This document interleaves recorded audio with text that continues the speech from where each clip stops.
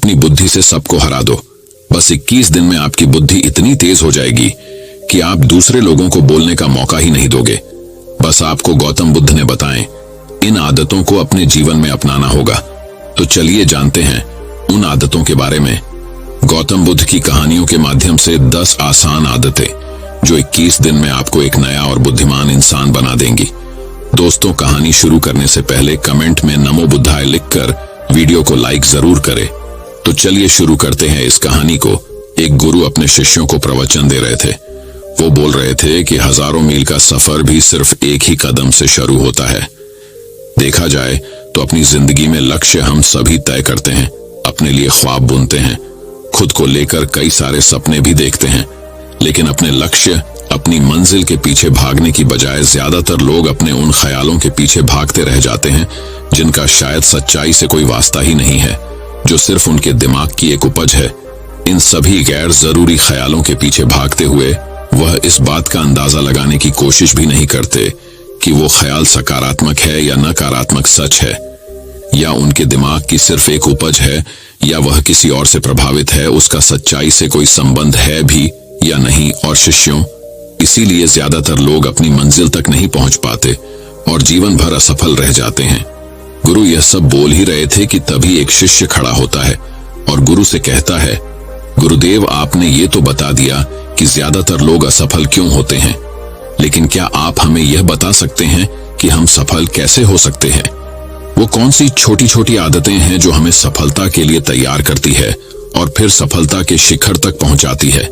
गुरु ने शिष्य का पूरा प्रश्न बड़े ध्यान से सुना और फिर हाथ के इशारे से उसे बैठने का आदेश देते हुए अपने सभी चीजों से कहा, जीवन में सफल होने के लिए सिर्फ जोश और इच्छा शक्ति का होना ही आवश्यक नहीं है, क्योंकि ये दोनों चीजें सिर्फ हमें प्रेरित करके हमसे काम की शुरुआत करवा सकती है, लेकिन पूरे जोश और उत्साह के साथ लंबे समय तक अपने लक्ष्य पर टिके रहने और दूर के बड़े लक्ष्यों को हासिल करने के लिए हमें उन आदतों को अपनी रोजमर्रा के जीवन का हिस्सा बनाना पड़ेगा जो व्यक्ति को सफलता के लिए तैयार करती है और उसे सफल बनाती है।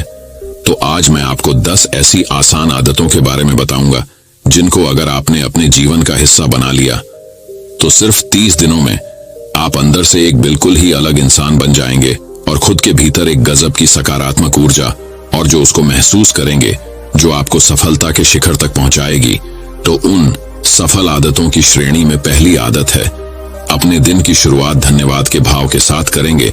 सुबह जैसे ही आपकी आंख खुले तो कुछ भी सोचने से पहले, कुछ भी करने से पहले, बिस्तर से उठने से पहले अपने दोनों हाथों को जोड़कर आसमान की तरफ देखते हुए जिसकी शक्ति पर आप विश्वास करते हैं उसका आह्वान करते हुए उन 3-4 चीजों को याद कीजिए जिसके लिए आप ईश्वर की उन 3-4 लोगों, चीजों या घटनाओं के लिए ईश्वर का आभार व्यक्त कीजिए जिनकी वजह से आपके जीवन में बेहतरी आई है, आप ज्यादा खुशहाल और समृद्ध हुए हैं। ज्यादातर मौकों पर हमारे जीवन में, हमारे घरों में, हमारे परिवारों में, हमारे आसपास के माहौल में एक ही वो इंसान होता है जो हमारे सबसे ज्यादा दुख हो और परेशानियों का कारण होता है, लेकिन हमारे आसपास 99% लोग अच्छे होते हैं। हमारी जिंदगी में 99% चीजें बहुत अच्छी है, लेकिन अगर हम बुरे इंसान पर, बुरी घटनाओं पे, बुरी परिस्थितियों पे, बुरे परिणामों पर ध्यान देंगे तो फिर पूरा दिन हमें उस तरह की चीजें और मिलेंगी। लेकिन अगर हम शुक्रगुजार हैं अपने जीवन की 99% अच्छी चीजों के लिए तो फिर हमारे पास और अच्छा चलकर जरूर आएगा। ये जो आभार व्यक्त करने की आदत है, ये हमारी मानसिकता को सुबह सुबह ही बदल कर रख देती है और सकारात्मक तरीके से अपने दिन की शुरुआत करने में मदद करती है। इस अभ्यास को करने में बहुत थोड़ा सा ही समय लगता है, लेकिन यह आपके पूरे दिन के काम करने के तरीके, आपकी मानसिकता और आपके विचारों को पूरी तरह से बदल कर रख सकती है। सफल आदतों की श्रेणी में दूसरी आदत है, आपको हर दिन व्यायाम जरूर करना चाहिए। आप चाहे दौड़ लगाए, कसरत करें, योगासन करें या फिर प्राणायाम, लेकिन आपको हर सुबह कोई ना कोई ऐसी क्रिया जरूर करनी है जिसमें आपके शरीर को मेहनत करनी पड़े, उसे पसीना बहाना पड़े। यह इंसानी शरीर बना ही मेहनत करने के लिए है। इसे हर समय आराम देने से यह निष्क्रिय, कमजोर और रोगग्रस्त हो जाता है। व्यायाम करना न सिर्फ आपके शरीर को फायदा पहुंचाता है, बल्कि ये आपके दिमाग और आपके मानसिक क्षमताओं को बढ़ाने में भी कमाल करता है। रोज व्यायाम करने से आपका शरीर और मन मजबूत होता है। आपके अंदर एक अलग ही आत्मविश्वास और तेज का जन्म होता है, जो आपकी सफलता की राह में आपके सहायक बनते हैं। सफल आदतों की श्रेणी में तीसरी आदत है, लक्ष्य निर्धारित करो और अपने दिन को योजना के अनुसार चलाओ। रात में सोने से पहले ही अगले दिन के 3 सबसे महत्वपूर्ण कामों को निश्चित कर लो और उन्हें लिख लो। फिर उसी के अनुसार अपने पूरे दिन की योजना बनाओ और उस पर अमल करो। अगर कोई व्यक्ति योजना बनाकर अपने दिन की शुरुआत नहीं करता और कोई सभी काम कभी भी करता है, तो ऐसा व्यक्ति कभी भी अपने पूरे दिन का सदुपयोग नहीं कर सकता। हालांकि ज्यादातर लोगों को पता होता है तो उनके लिए कौन सा काम महत्वपूर्ण है और कल उन्हें कौन सा काम करना चाहिए, लेकिन फिर भी वो लोग उस काम को पूरा नहीं कर पाते और उसे टालते रहते हैं।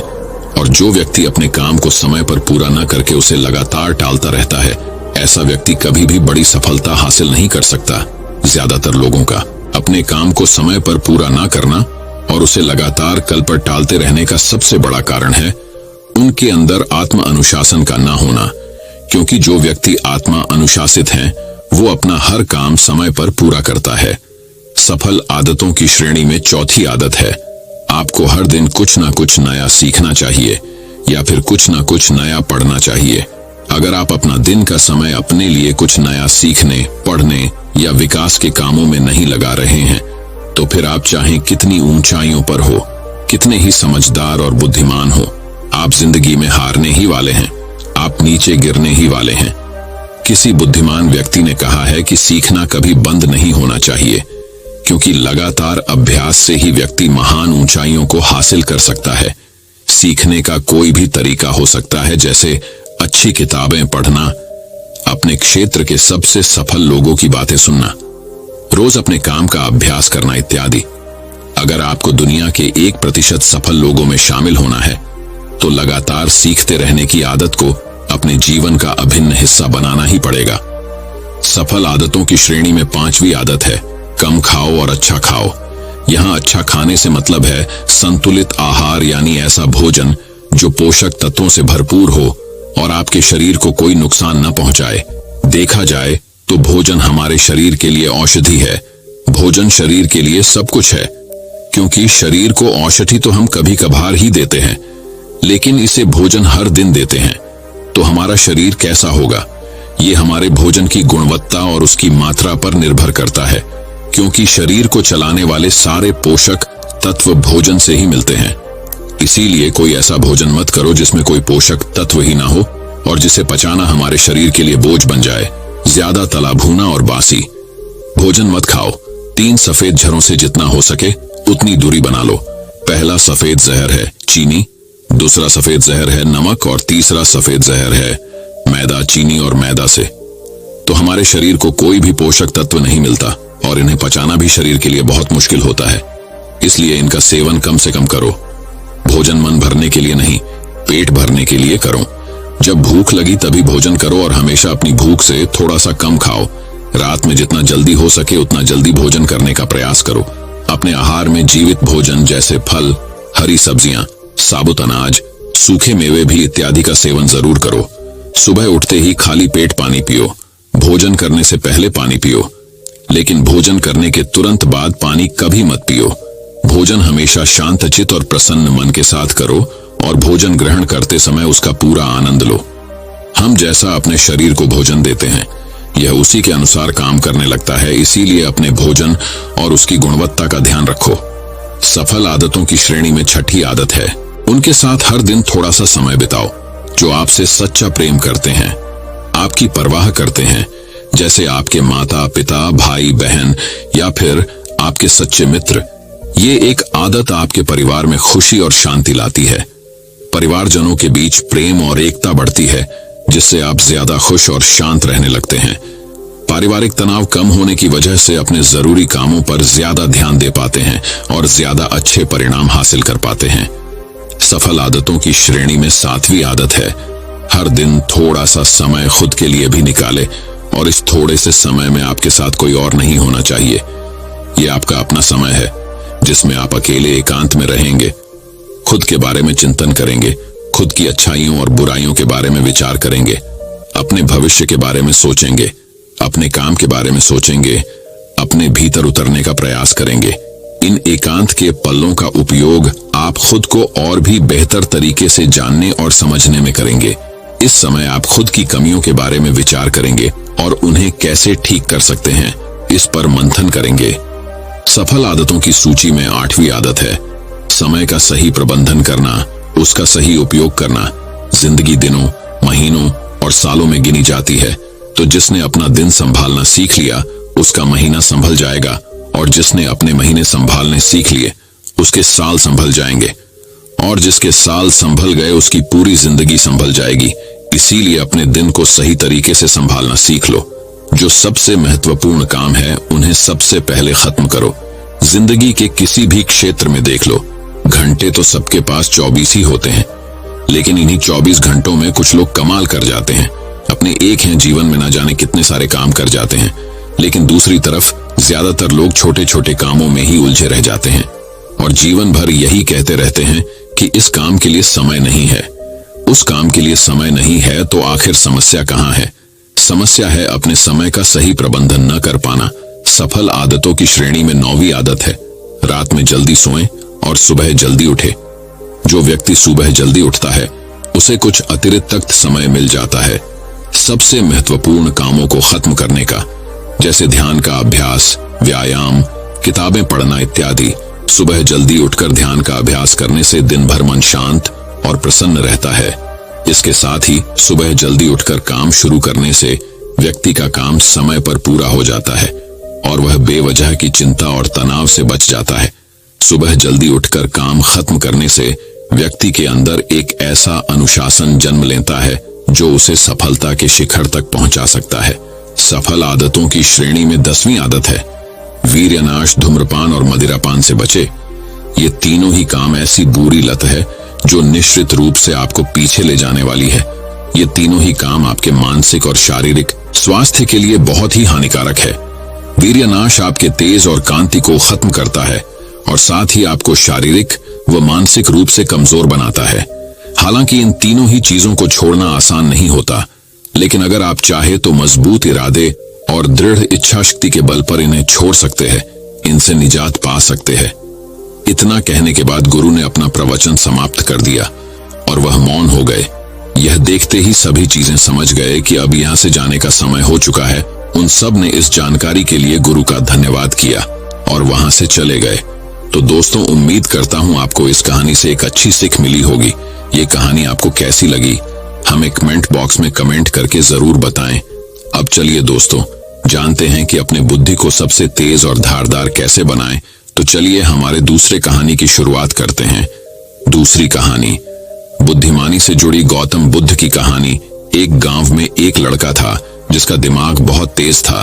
उसकी यह खासियत थी कि वह किसी भी चीज को बहुत ही आसानी और कम समय में सीख लेता था, जबकि उसी चीज को सीखने और समझने के लिए अन्य लोगों को काफी समय लग जाता था। लड़के की यह ख्याति दूर दूर तक फैल गई। सभी लड़के की तारीफ में कहने लगे कि उसके जितना बुद्धिमान कोई नहीं है। लड़का चित्रकारी, मूर्ति बनाना, गीत गाना जैसे अन्य कई चीजों को जानता था।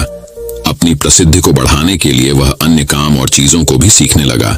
इस तरह से उसे अपनी बुद्धिमत्ता पर अहंकार हो गया, क्योंकि वह साधारण व्यक्ति होकर कई असाधारण काम भी आसानी से करने लगा था। एक दिन लड़के का सामना भगवान गौतम बुद्ध से हुआ। लड़के को खुद पर खूब अहंकार था और इस कारण उसे किसी से ईर्ष्या नहीं होती थी, क्योंकि वह खुद को ही श्रेष्ठ समझता था। लेकिन पहली बार उसे गौतम बुद्ध को देख ईर्ष्या हुई और वह अपनी तुलना बुद्ध के साथ करने लगता है। वह देखता है कि बुद्ध के पास भिक्षा मांगने के लिए एक कटोरा है और उसके पास अपार धन। बुद्ध ने साधारण वस्त्र धारण किए थे और उसके वस्त्र कीमती थे। बुद्ध नंगे पैर थे और वह नंगे पांव जमीन पर पैर भी नहीं रखता था।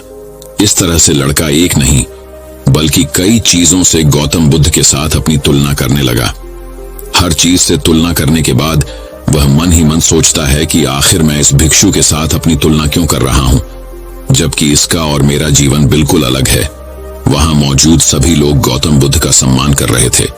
लड़का सोचने लगा कि आखिर इनमें ऐसा क्या है जो मुझ में नहीं है, जिस कारण मेरे भीतर इनके प्रति ईर्ष्या पैदा हो गई। अपने मन में चल रही जिज्ञासा को शांत करने के लिए वह बुद्ध के पास जाता है। तो आखिर वास्तव में कौन है बुद्धिमान? बुद्ध के पास जाकर वह कहता है, मैं इस गांव का सबसे बुद्धिमान व्यक्ति हूँ और आप अपने आसपास जो भी देख रहे हैं मैं वह सब करना जानता हूँ। मैं किसी भी कार्य को बहुत कम समय में सीख लेता हूँ, इसलिए सभी लोग मेरा सम्मान करते हैं। लेकिन फिर भी आपको देख मेरे भीतर ईर्ष्या पैदा हो गई, इसलिए मैं जानना चाहता हूँ कि आपकी उपलब्धि क्या है। सभी आपको इतना आदर सम्मान क्यों दे रहे हैं? लड़के के सवाल का जवाब देते हुए बुद्ध कहते हैं, मेरी कोई उपलब्धि नहीं है, लेकिन तुम कह सकते हो कि मेरी यही एक उपलब्धि है। बुद्ध लड़के से पूछते हैं, क्या तुम्हें निंदा अच्छी लगती है? लड़का कहता है कि भला किसे निंदा अच्छी लग सकती है? बुद्ध कहते हैं कि जो तुम्हें अच्छा और बुरा लगता है मैं इनसे भी ऊपर हूँ। मुझे ना निंदा सताती है और ना अपनी प्रशंसा से प्रसन्न होता हूँ। यही अंतर है तुम में और मुझ में। बुद्ध कहते हैं, तुमने सैकड़ों काम सीखे लेकिन सबसे जरूरी काम को सीखना भूल गए। लड़का पूछता है, कौन सा काम? अब इस प्रकार बुद्ध ने दिया बुद्धिमान होने का ज्ञान। बुद्ध कहते हैं कि क्या तुम्हें मन को नियंत्रण करना आता है? ये बात सुनकर लड़का समझ जाता है कि उसे बुद्ध से ईर्ष्या क्यों हुई। बुद्ध कहते हैं, जिसने संपूर्ण जगत जीत लिया लेकिन अपने मन को नहीं जीत पाया, उसने कुछ भी नहीं जीता। वहीं जिसने अपने मन को जीता लेकिन अपना सब कुछ गंवा दिया, फिर भी उसने सब कुछ जीत लिया। बुद्ध की यह बात सुन लड़के का अहंकार टूट गया। उसने बुद्ध से कहा कि क्या आप मुझे अपने मन को जीतना सिखा सकते हैं? बुद्ध कहते हैं, जरूर, लेकिन इसके लिए मैं तुम्हारी सभी उपलब्धियां छीन लूंगा। लड़का कहता है, मैं तैयार हूं। इसके बाद से ही लड़का ध्यान लगाने लगता है, क्योंकि ध्यान से ही मन को वश में किया जा सकता है। तो दोस्तों, अब चलिए बढ़ते हैं हमारे तीसरी कहानी की तरफ। तीसरी कहानी, दिमाग की धार को कैसे तेज करे।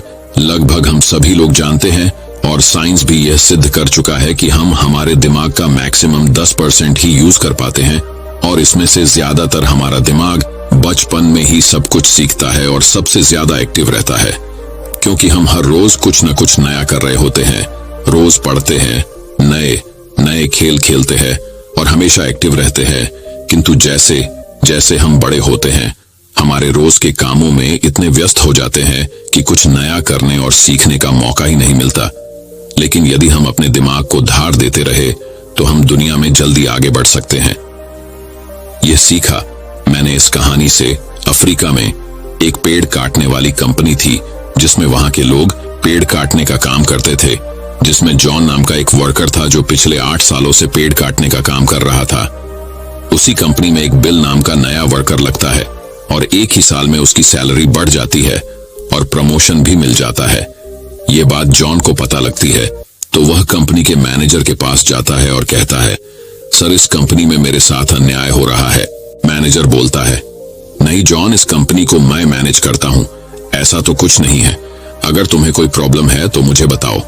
जॉन बोलता है, सर, मैं पिछले 8 साल से काम कर रहा हूँ लेकिन मेरा प्रमोशन नहीं हुआ और सैलरी भी वही है, लेकिन बिल जो कि 1 साल पुराना ही है, उसकी सैलरी बढ़ गई और प्रमोशन भी हो गया, जबकि प्रमोशन तो मेरा होना चाहिए था।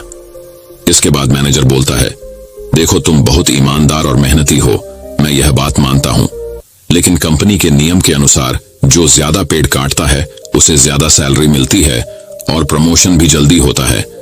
तुम पहले भी रोज 4 पेड़ काटते थे और अब भी 4 पेड़ ही काटते हो, लेकिन वह रोज 8 पेड़ काटता है, इसलिए उसे जल्दी प्रमोशन मिला। तुम भी रोज 8 पेड़ काटो, तुम्हें भी प्रमोशन मिल जाएगा। यह बात सुनकर जॉन लौट जाता है और रोज से ज्यादा मेहनत करता है और ज्यादा देर तक काम करता है। कुछ दिनों के बाद जॉन फिर मैनेजर के पास आता है और बोलता है, सर, मैं अब ज्यादा मेहनत कर रहा हूँ और ज्यादा समय तक काम करता हूँ, लेकिन फिर भी मैं रोज सिर्फ 5 पेड़ ही कर पाता हूँ। बिल रोज 8 पेड़ कैसे काटता है? मैनेजर ने कहा, यह बात तो तुम्हें बिल ही बता पाएगा, तुम बिल से जाकर पूछ लो। अगले दिन जॉन बिना संकोच किए बिल के पास जाता है और पूछता है कि बिल, तुम रोज 8 पेड़ कैसे काट लेते हो? मैं पूरी मेहनत करके भी सिर्फ 4 से 5 पेड़ ही काट पाता हूँ। क्या तुम मुझे बता सकते हो कि तुम पेड़ कैसे काटते हो? बिल कहता है, पहले तुम बताओ जॉन की तुम अपनी कुल्हाड़ी को धार कब लगाए थे? जॉन, मैंने पिछले हफ्ते ही धार लगाई थी। बिल कहता है, मैं हर पेड़ काटने के बाद 2 मिनट का समय निकालता हूँ और अपनी कुल्हाड़ी को धार देता हूँ, और जो पेड़ तुम 2 घंटे में काटते हो वह मैं 1 घंटे में ही काट देता हूँ। धार देने वाले 2 मिनट मेरे आने वाले 58 मिनट बचा देते हैं और मैं रोज 8 पेड़ काट लेता हूँ। यह सुनकर जॉन बिल को धन्यवाद देते हुए चला जाता है। सिर्फ ज्यादा समय और ज्यादा मेहनत से कुछ नहीं होने वाला, इसके साथ साथ उसे अपनी कुल्हाड़ी को धार देते रहना पड़ेगा। जब भी वह धार देना बंद कर देगा, उस समय से उसके कार्य पर प्रभाव पड़ना शुरू हो जाएगा। जॉन अपनी कुल्हाड़ी में धार देकर काम शुरू करता है और कुछ ही दिनों में वह भी प्रमोशन ले लेता है। इस कहानी से हमें ये सीख मिलती है कि दोस्तों, हमें हमेशा ही अपनी लाइफ में कुछ न कुछ सीखते रहना चाहिए और अपने दिमाग को धार देना चाहिए, चाहे हमारी उम्र कुछ भी क्यों ना हो। मैंने कुछ दिनों पहले सत्य नाडेला, जो कि माइक्रोसॉफ्ट के सीईओ बने हैं, उनके बारे में पढ़ा था कि वह आज भी नए नए कोर्स ज्वाइन करते रहते हैं और नई नई किताबें पढ़ते हैं। उन्हें आज भी नया सीखने में कोई संकोच नहीं है और शायद इसीलिए वह इतनी बड़ी पोजीशन पर है। सक्सेस वही होते हैं जो समय के साथ बदलते हैं और प्रगतिशील रहते हैं। जिस तरह तालाब का पानी एक जगह स्थित होकर कुछ ही दिनों में सड़कर बदबू देना शुरू कर देता है, लेकिन नदी जो हमेशा बहती रहती है, प्रगतिशील होती है, उसका पानी साफ होता है। उसी तरह से जो लोग नई नई चीजें पढ़कर और सीखकर अपने दिमाग को धार देते हैं, वही दुनिया में आगे बढ़ते हैं। तो दोस्तों, चलिए बढ़ते हैं हमारे चौथी कहानी की तरफ। चौथी कहानी, दोस्तों, बहुत समय पहले की बात है का चंदनपुर नाम का एक राज्य हुआ करता था। चंदनपुर का राजा बड़ा ही दानी और प्रतापी था।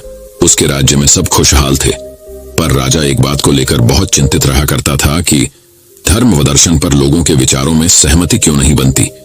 एक बार राजा विभिन्न धर्मों के उपदेशकों को आमंत्रित किया और एक विशाल कक्ष में सभी को एक साथ रहने का प्रबंध करते हुए कहा, अब अगले कुछ दिनों तक सब एक साथ रहेंगे और आपस में विभिन्न धर्मों और दर्शनों पर विचार विमर्श करेंगे, और जब सभी के विचार एक मत हो जाएंगे तो मैं आपको ढेरों उपहार देकर यहाँ से विदा करूंगा।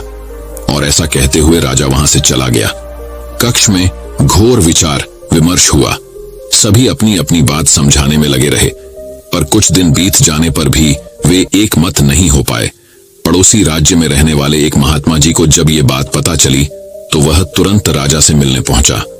उसने कहा, हाय राजन, मैंने सुना है कि तू बड़ा दानी है, क्या तू मुझे भी दान देगा? महात्मा जी बोले, अवश्य, बताइए आपको क्या चाहिए? राजा बोला, महात्मा जी, मुझे तेरे अनाज के गोदाम से कुछ अनाज चाहिए। राजा, जी बिल्कुल, आप मेरे साथ आइए। राजा उन्हें गोदाम तक ले गया। वहां पहुंचते ही महात्मा जी बोले, अरे ये क्या राजन, तुम्हारे गोदाम में तो तरह तरह के अनाज रखे हैं, तुम इन सब की जगह कोई एक ही अनाज ही क्यों नहीं रखते? राजा को यह सुन थोड़ा अचरज हुआ और वह बोला, यह कैसे संभव है? अगर मैं गेहूं, चावल, दाल इत्यादि की जगह बस एक अनाज ही रखूंगा तो हम अलग अलग स्वाद और पोषण के भोजन कैसे कर पाएंगे? और जब प्रकृति ने हमें इतने ढेर सारे अन्न दिए हैं तो बस किसी एक अन्न का ही प्रयोग करना कहाँ की बुद्धिमानी है? महात्मा बोले, बिल्कुल सही राजन, जब तुम विभिन्न अनाजों की उपयोगिता एक से नहीं बदल सकते तो भला विभिन्न धर्मों के विचारों और दर्शनों को एक कैसे कर सकते हो? सबकी अलग अलग उपयोगिता है और वे समय समय पर मनुष्य का मार्गदर्शन करते हैं। महात्मा जी ने अपनी बात पूरी करते ही राजा को अपनी गलती का एहसास हो गया और उसने कक्ष में बंद सभी उपदेशकों से क्षमा मांगते हुए उन्हें विदा कर दिया। दोस्तों, यदि पूरी मानव जाति बिल्कुल एक जैसा ही सोचती तो हम कभी इतनी प्रगति नहीं कर पाते। हमारे विचार ही हमें दूसरों से अलग बनाते हैं। अगर कभी आपका विचार औरों से मेल न खाए तो इसमें घबराने की जरूरत नहीं, बल्कि यह देखने की जरूरत है कि पूरी पिक्चर में आपका विचार कहां फिट हो सकता है। और दूसरी तरफ यदि किसी और का विचार आपसे मेल न खाए तो उस पर नाराज होने की बजाय ये समझने का प्रयास करना चाहिए कि उसकी सोच का कहां और कैसे यूज किया जा सकता है। तो अब दोस्तों, चलिए बढ़ते हैं हमारे 5वें कहानी की तरफ। 5वीं कहानी, एक बार की बात है, एक व्यापारी व्यापार करने के लिए विदेश गया हुआ था। वहां उसका कारोबार बहुत अच्छा चल रहा था। वह धन कमाने में इतना व्यस्त हो गया था कि उसे समय का भान ही न रहा। आखिर उसने एक दिन अपने घर लौटने का फैसला कर ही डाला और कमाया हुआ बहुत सारा धन लेकर घर के लिए चल पड़ा। जब घर पहुंचा तो रात हो चुकी थी। घर का मुख्य द्वार बंद था, लेकिन एक शयनकक्ष की खिड़की से रोशनी बाहर आ रही थी। उसने खिड़की में से अंदर झांक कर देखा। उसने जो देखा सहसा उसे विश्वास ही नहीं हुआ। उसे अपने पैरों के नीचे से जमीन खिसकती हुई प्रतीत होने लगी। उसने देखा कि शयन कक्ष में उसकी पत्नी के पास एक युवक भी लेटा हुआ है। ऐसी स्थिति में उसका अपनी पत्नी के चरित्र पर संदेह होना अस्वाभाविक नहीं था। व्यापारी ने विचार किया कि ऐसे घर में रहने का क्या औचित्य हो सकता है जहां ऐसी स्त्री हो। उसने फौरन निर्णय लिया कि पत्नी और उसके पास लेटे युवक को मारकर चुपचाप वापस निकल जाऊंगा और अलग घर बसाने का प्रयास करूंगा। तभी उसकी नजर शयन कक्ष की दीवार पड़ी जहां एक श्लोक लिखा था। उसने उस श्लोक को पढ़ा। श्लोक में लिखा था, सहसा विदधीत न क्रियाम विवेक परमापदाम पदम वृणुते ही विमृश्य कारणम गुणलुब्ध स्वयमेव संपद। अर्थात किसी कार्य को बिना विचारे एकाएक नहीं करना चाहिए, क्योंकि सोच विचार न करना बड़ी विपत्तियों का कारण है। जितनी भी प्रकार की संपत्तियां हैं, सोच समझकर कार्य करने वाले व्यक्तियों के गुणों से आकर्षित होकर स्वयं ही उसके पास आ जाती हैं, उसे समृद्ध कर देती हैं। ये पढ़ते ही व्यापारी ने अपना निर्णय बदल दिया और घर का दरवाजा खटखटाया। पत्नी ने दरवाजा खोलने से पहले काफी पूछताछ की और जब वह पूरी तरह से आश्वस्त हो गई कि दरवाजा खटखटाने वाला उसका पति ही है, तो उसने शीघ्रता से दरवाजा खोल दिया। पति को देखकर पत्नी की प्रसन्नता की सीमा न रही। उसने फौरन युवक को भी जगाया और पति से कहा कि ये आपका पुत्र है, जो अब पूरे 20 वर्ष का हो गया है। 18 वर्ष पहले जब आप विदेश गए थे तो ये 2 साल का था। भावातिरेक में पिता की आंखों से आंसू बहने लगे। उसने पुत्र को हृदय से लगाकर प्यार किया। अब व्यापारी का संदेह खत्म हो चुका। दोस्तों में एक श्लोक के सार्थक संदेश ने न केवल उसे पुत्र हत्या होने के पाप से बचा लिया, अपितु उसकी गृहस्थी भी उजड़ने से बच गई। विमर्शकारिता अर्थात सोच समझकर कार्य करना व क्षिप्रकारिता अर्थात जल्दबाजी न करना महान गुण है। जीवन में भ्रांतियां अथवा समस्याएं उत्पन्न होना स्वाभाविक है। जब अचानक कोई भ्रांति उत्पन्न हो जाए अथवा समस्या आ खड़ी होती है तो हम घबरा जाते हैं और फौरन प्रतिक्रिया करते हैं। इससे कई बार समस्या सुधरने की बजाय और बिगड़ जाती है। अतः हमें कभी भी बिना पर्याप्त विमर्श किए कोई कार्य नहीं करना चाहिए। कहा गया है कि जल्दी का काम शैतान का होता है। जिस प्रकार से रोग का उपचार करने के लिए उसका सही निदान अनिवार्य है, उसी तरह से कोई समस्या हो अथवा भ्रांति को दूर करने के लिए भी पर्याप्त विचार विमर्श करना अत्यंत आवश्यक है। दोस्तों, मैं उम्मीद करता हूं कि यह कहानी सुनने से आपके जीवन में अच्छे बदलाव आए होंगे। आपको इस वीडियो से क्या सीखने मिला, ये कमेंट करके जरूर बताएं और अपने परिवार, दोस्तों या आपके करीबी इंसान के साथ ये कहानी शेयर करके उन्हें भी इस ज्ञान से परिचित करवाएं। बाकी अगर आपको यह वीडियो दिल से अच्छी लगी हो तभी इस वीडियो को लाइक कर देना और आपने अब तक इस चैनल को सब्सक्राइब न किया हो तो चैनल को सब्सक्राइब भी जरूर कर देना। आपका हर दिन शुभ हो और खुशियों से आपका जीवन भरा रहे। धन्यवाद। नमो बुद्धाय।